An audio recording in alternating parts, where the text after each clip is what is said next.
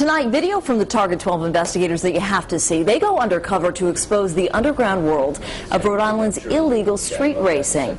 It's the real world of the fast and furious caught on camera. And Target 12 investigator Tim White joins us now with a preview. You know, it is really hard. Every once in a while you hear the sound of burning rubber somewhere in your neighborhood, and it's really concerning, but it's really difficult for police to catch these people. Yeah, it is hard, and it took us a while to find them. It was, we captured this video at 2 a.m. on a Sunday morning. We had been tipped off to a regular gathering and a highly organized group of illegal street racers. Our undercover unit, two members of our undercover unit, waited for hours and hours on the street in Providence, and then seemingly out of nowhere, dozens of cars just started streaming down the street as our cameras were rolling, and all of a sudden it just started to take shape. Very quickly, a highly organized race just started playing out right before our eyes. And I know that we have the video. I want to take a look at it now, because they just essentially line up.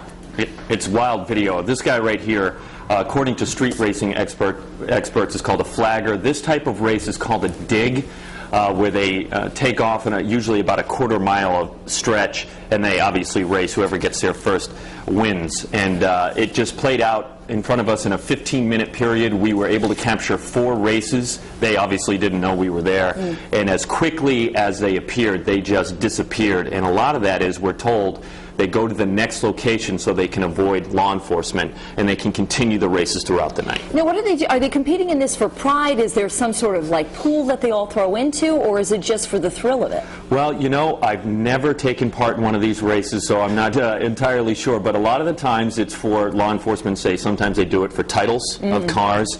And sometimes it's for money. They do gamble. Now, here's the thing. Obviously, this is very dangerous. Yeah. Not only to the drivers, but also to people who live on this street, who might, you know, pedestrians, other drivers, that sort of thing. And it turns out this road has a deadly history. Yeah, it's a tragic bit of irony. 3 people died in a high-speed crash on that road in 2006. Providence police suspected illegal street racing. A Mercedes was modified for speed, and it crashed into a building. I'll tell you, working on the story, one of the hardest parts of it is one of the passengers in the car that lost their lives had a wife who was pregnant, and his daughter never got a chance to meet his father. And again, the irony is, these racers that we captured were flying right by an illuminated memorial honoring the dead. Oh. Well, Tim, I am very curious to know if police are aware of this video, and you'll have to wait and see the piece to see that. Target 12 investigators' exclusive Dangerous Game airs tonight on Eyewitness News at 10 on Fox Providence, and then at 11 on our sister station, WPRI 12. Time now to get